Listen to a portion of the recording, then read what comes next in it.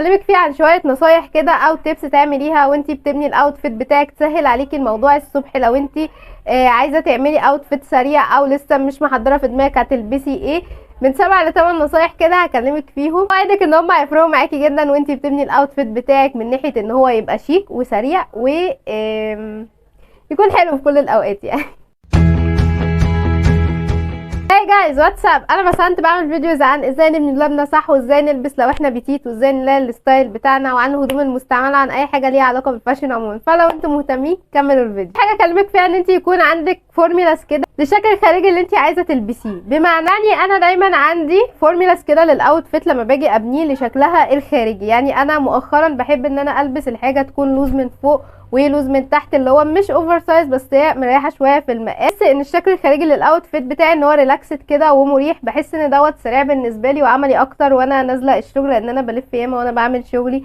مريح بالنسبه لي وانا بصور، لان انا بقعد وقت طويل بصور وكده، فبحس ان ده اريح بالنسبه لي. بردك في وقت كنت بحب ان انا البس الحاجه فيتد من فوق والحاجه اوفر سايز من تحت، يعني البنطلون يكون لوز شويه او اوفر سايز، والتيشيرت او الحاجه اللي هلبسها من فوق تكون على مقاسي مظبوطه. ان انت تعرفي الشكل الخارجي المناسب ليكي واللي انت بتحبي ان انت تكوني ظاهره بيه، بيوفر عليكي كتير وانت بتلبسي. لان انت لو حطيتي الفورمولا اللي انت هتلبسيها ونقيتي منها قطعه واحده، فغالبا هتعرفي بسهوله تنقي القطعه التانية، وهتكوني واثقه ان الاوتفيت دوت حلو عليكي ومناسب للشيب بتاعك وحاجه سريعه كده الصبح. ودلوقتي هوريكم شويه فورمولاز كده تقدروا تطبقوا منها من دولابكم لو لفتت نظركم حاجه، او لقيتوا ان انتوا عندكم قطع من القطع دي فتقدروا تلبسوها بنفس الاسلوب دوت. والفورمولا هي الفيتد توب والاوفر سايز بانتس، او الحاجه من تحت تبقى اوفر سايز عموما. زي الصوره دي كده هنلاقي ان التوب هو اللي محدد شكل الشيب من فوق والحاجه اوفر سايز. تاني فورمولا هي العكس بتاعها، ان انا البس الاوفر سايز من فوق والبنطلون فيتد من تحت، او الحاجه اللي هلبسها من تحت تكون فيتد. ودي بردك بستعملها في الشتاء بالاكتر، ان انا عندي بلوفرات ياما اوفر سايز من فوق، فبلبس عليها البنطلون يكون مظبوط عليا من تحت، علشان ما يبقاش كده كل واسع في واسع فبان ان انا عايمه في الهدوم، لان انا جسمي بتيت. تالت حاجه هي الهاي ويستد بانس، والتوب من فوق يكون كروب. دي بردك ساعات بطبقها مش على طول صراحه، لان انا ما بحبش التوبات، مش بحس ان هي عمليه قوي بالنسبه لي، لان كده كده هضطر البس تحتها حاجه. بس ممكن نطبقها بان احنا نلبس عادي التيشيرت بتاعنا او الحاجه اللي هنلبسها من فوق وندخلها جوه البنطلون الهاي ويست، بردك حلوه جدا. ومن اهم مميزاتها ان انتي لو قصيره بتطولك، ولو رجلك طبعا قصيره بتطولها وبتحدد الويست وبتبينك اطول وارفع. فورميلا ودي اللي كلمتكم عليها في الاول هي الريلاكسد اوتفيت، ان انا البس الاتنين من فوق لوز كده، او اللي هم مريحين، مش حاجه ضيقه عليا او فيتد، ومش حاجه اوفر سايز اوفر فبان ان انا هومليس وكده، ولكن الحاجه تكون مريحه سيكه، فاحس ان انا مديه شكل كده ان انا افورتلس، وان انا كده شكلي مريح كده مرتاح. اخر فورمولا اللي هي الفورمولا ليها علاقه باللبس الكلاسيك، يعني ان انا مثلا البس بنطلون قماش مثلا وتي شيرت عليه بردك يكون كلاسيك وكوت مثلا. الفورمولا دي بردك حلوه وبتدي شكل قيم وشيك من غير مجهود خالص. في اوقات كتير بننوع، وفي اوقات كتير انا كشخص بردك بنوع وبلبس حاجات مختلفه، بعمل لايرنج، بعمل حاجات مختلفه. بس ده لو احنا مستعجلين الصبح او مش محددين احنا عايزين ايه نلبس ايه او كده، فنقدر نعمل الحاجات دي حاجات سريعه، وهنتاكد وقتها ان احنا شكلنا يعني متحدد وشكلنا الخارجي كمان مظبوط ومتنسق كده. تيجي معانا وهي انك تدمجي ما بين القطع البيزك وتحطي معاها قطعه فيها ديتيل. انا دايما بعمل الموضوع دوت كشخص وانا بلبس، بحاول ان انا ادمج قطعه واحده بيزك ومعاها قطعه تانية تكون فيها ديتيلز، لان مش سهل ان احنا نلبس اوتفيت يكون كله قطع بيزك وما يحسش ان هو ممل، او ما يحسش ان هو هياخد وقت عقبال بقى اعمل له الفيت كده بالاكسسوارات واضيف له حاجات تانية فوقيه. لو انا عايزه حاجه سريعه اقدر اعمل حاجه زي كده ابسط واسهل. يعني مثلا الاوتفيت اللي انا لابساه دوت انا حاطه كده اكسسوارات، ولسه بردك لو بصيتولي كده هتحسوا ان انا لسه محتاجه حاجات تانية علشان الاوتفيت يبان. فالاسهل ان انا البس حاجه تكون فيها ديتيلز لوحديها، والبس عليها حاجه بيزك زي مثلا تي شيرت يكون مثلا مطبوع لو احنا في الصيف، وبنطلون مثلا قماش هيبقى حلو زي كده، احلى من ان انا البس مثلا البيزك تي او التي شيرت ساده والبنطلون ساده. فاحس ان انا محتاجه اكسسوارات، محتاجه مثلا شوز مميزه، شنطه فيها اكسسوارز، اكسسوارات عموما كلبس. كانت بالنسبه لي من الحاجات اللي ما كنتش بفهم فيها قوي صراحه، وكانت بتزهقني جدا بالذات ان انا كمان ما كنتش اعرف وقت ما بدات اشتري شنط وانا في الكليه ان انا جسمي بتيت، فالمفروض اشتري شنط بحجم معين او مقاس معين وطول معين. ان وانتي بتلبسي الطول بتاع الشنطه يبقى طول عند، مش عارفه الوسط باين عندي ولا لا، بس يبقى الطول هنا كده، وهحاول اوضحه لكم في صوره. يبقى الطول كده هنا، علشان لو انا رفعتها لفوق قوي هبان ان انا رجلي طويله وجسمي وجذعي من فوق قصير اوفر، وهتحسوا ان في حاجه في شكلي الخارجي مش مظبوطه. ولو طولتها اوفر بتبان الرجل قصيره والجذع طويل، فبرضك هتحسوا ان الشكل مش متظبط وكمان مش مريحه ومش عمليه. وانا بطلع وبنزل كده هتحسوا ان هي كل ما تحركوا رجليكم كل ما الشنطه تروح وتيجي معاكم. فالطول المناسب عموما لمعظم الاجسام، الا لو احنا مثلا لابسين حاجه معينه او هنعمل ستايلنج بطريقه معينه. يعني انا ساعات برفع الشنط لفوق شويه عشان ابين رجلي اطول، فدي حاجه ليها علاقه بيا كشخص عشان انا رجلي قصيره. ولكن في العموم الطول المناسب لمعظم الاجسام هيكون الطول اللي هو عند الوسط كده، بحس ان انا وانا ماشيه ما تخبطنيش ما تزاولنيش، ما احسش ان انا الشكل الخارجي بتاعي مش متظبط. رابع تip معانا هي تحديد الوسط. انا دايما علشان انا بتيت زي ما قلت قبل كده، فدايما بالنسبه لي نقطه اني احدد وسطي دي مهمه جدا، لانها بتديني طول وبتبين ان انا حجمي اكبر في العموم وطولي اطول. نوع من انواع الايحاءات كده. دايما بدخل الحاجه اللي انا لابساها او التوب اللي انا لابساه جوه البنطلون او جوه الجيبه اللي انا لابساها على حسب. فالتب هنا انك دايما لو هتعملي الموضوع ده او لو هتطبقي الموضوع ده انك ما تبانيش مكلكعه او ما تبانيش بولكي، لان الموضوع دوت بيخلي شكل الاوتفيت مش احلى حاجه، وبيخليه شكله كده باين ان هو متبهدل كده او اللي هو مش متنسق صح. ففي طرق كتير جدا تقدري ان انتي تدخلي بيها التيشيرت بتاعك او التوب بتاعك جوه البنطلون. لو البنطلون طبعا سميك تقدري انتي تدخلي فيه عادي، بس المهم انتي تكوني فارده التوب صح وما يكونش مكلكع. طيب لو الحاجه اللي انا لابساها من تحت رقيقه واللي من فوق اتقل مثلا زي بلوفر وجيبه مثلا، تقدري انتي تدخلي التوب من قدام على الطريقه الفرنسيه او الفرنسيه مش عارفه ما علينا، يعني ان انتي تدخليه من قدام بس وتسيبيه من ورا، بيبقى بردك شكله حلو، بيبقى شكله حلو وبردك عملي. او ان انتي تعملي جزء بس من اللي انتي لابساه جوه البنطلون، بحيث ان انتي تحددي مكان الوسط فين بس. بردك وقتها هيكون الوسط متحدد ومش هتكوني باينه ان انتي مكلكعه او حواليكي كده هدوم كده من كل حته.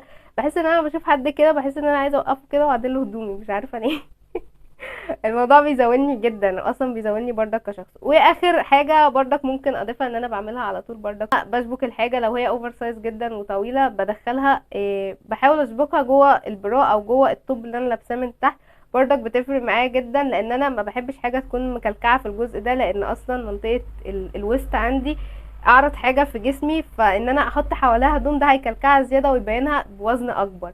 فلازم ان انا تكون الحته دي عندي ما فيهاش اي كلكعه ما فيهاش اي حاجه، فبشبك الحاجه في البرا كده بيبقى بردك شكلها حلو. طبعا ببقى لابسه هدوم تحتيها اكيد، عشان الموضوع ده بيحصل في الشتاء، علشان البلوفرات بتاعتي في الشتاء بتكون اوفر سايز وكبيره. هحاول ان انا الاقي لكم فيديوهات بالحاجات ديت او صور بالحاجات دي وانزلها لكم بردك هنا عشان تقدروا تشوفوها بسهوله، او هرشح لكم فيديو تشوفوه في الديسكريبشن تحت هتلاقوا فيه بردك كل الحاجات ديت لو عايزين تتفرجوا عليها بالظبط وازاي تتعمل صح.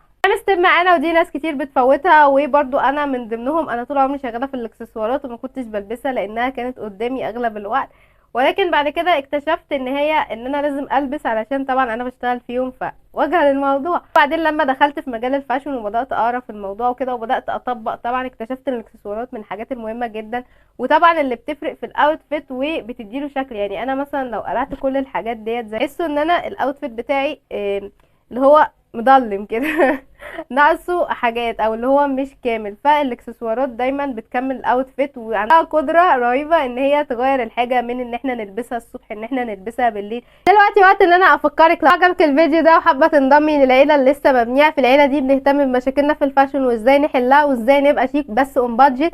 لو انتي مهتمه ما تنسيش تعملي سبسكرايب للقناه وتفعلي الجرس عشان يجيلك اشعار دايما لو نزل اي فيديو، وتشيري الفيديو لاصحابك والقناه علشان القناه تكبر بسرعه وتعم الفايده ويكون عندي حماس ان انا اعمل محتوى اكتر. دايما علشان ما تنسوش خلوا الاكسسوارات بتاعتكم قدامكم مثلا على السراحه او على المرايه او مكان ما بتلبسوا جنب المرايه علشان تكون قدامكم عينكم تشوفها فتلبسوها على طول وانتوا نازلين الصبح. وتاني تيب بردك ان انتوا تعملوا كده زي كوليكشن كده في قطع بيزك بتقدروا تلبسوها على طول، او البيزك كوليكشن بتاعكم اللي هو الحاجه اللي انتوا بتحبوا تلبسوها على طول وقت ما تكونوا مش عايزين تفكروا ياما او مش عايزين اللي هو انا عايزه البس حاجه بسرعه وانزل.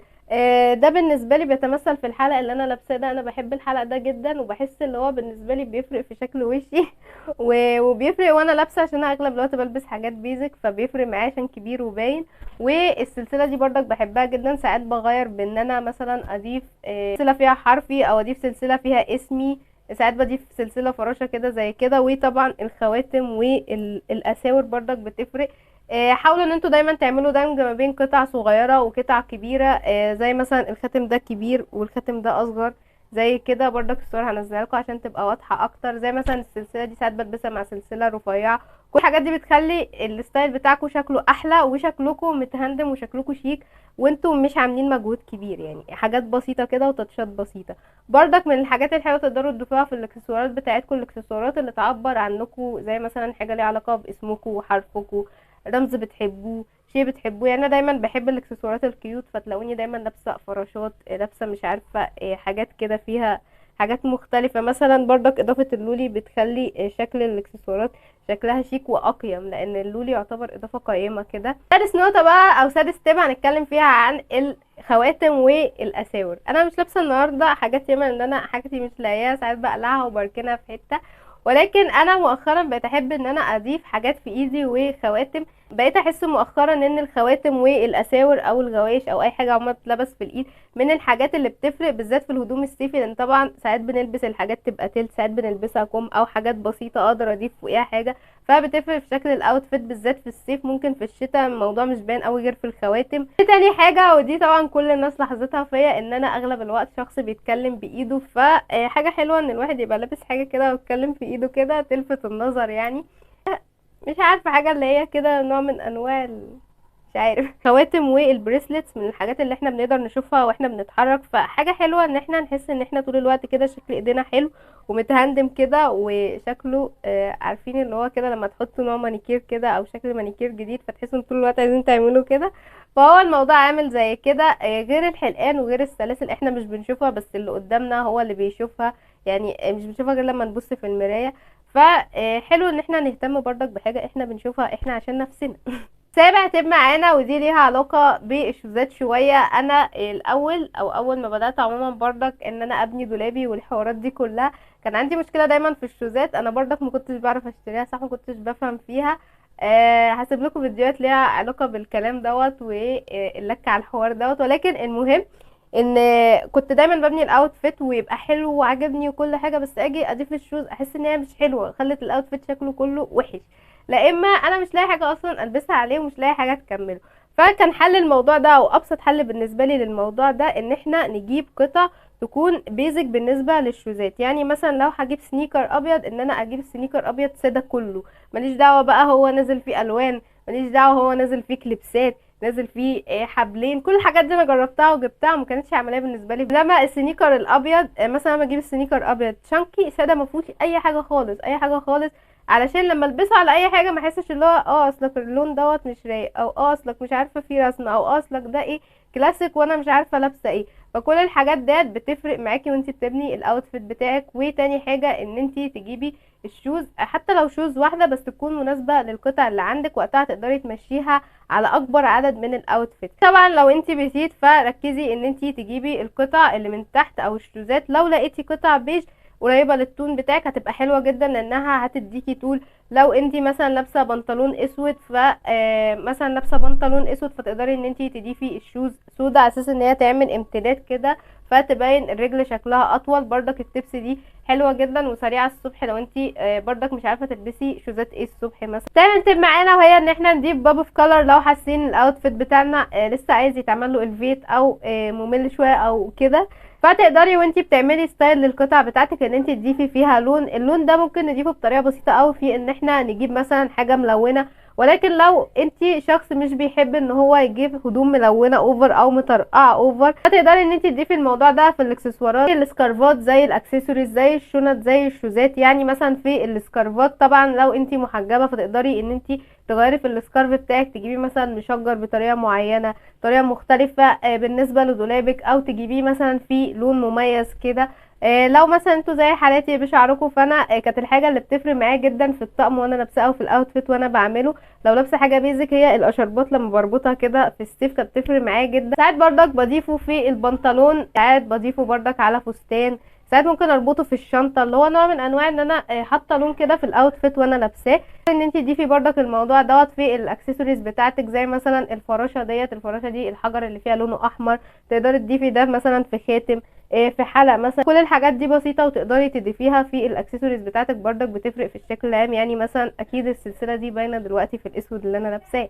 بردك تقدري تضيفي كده في شنطة، ان انت مثلا تضيفي شنطة يكون لونها مطرقع، شنطة مثلا فوشيا، شنطة مثلا لون اخضر كده غامق مثلا، او المهم ان هو يكون لون بالنسبة لدولابك، يعني مش شرط ان هو يكون لون مطرقع، لون مش عارفة مفرقع. نقدر برضك نطبق الموضوع ده بطريقه ابسط، ان انا مثلا لو انا لابسه اسود زي كده، فانا لو ضفت شنطه مثلا زرقاء زي كده، دي بالنسبه لي هتبقى باب في كلر او لون متغير في الاوتفيت اللي انا لابساه، علشان هو كله اسود وهي زرقاء كده زي ما انتم شايفين. ممكن برضك الموضوع ده في الشوزات، لو لابسه اسود والشوز بتاعه الجملي، فنفس الفكره ما اختلفناش.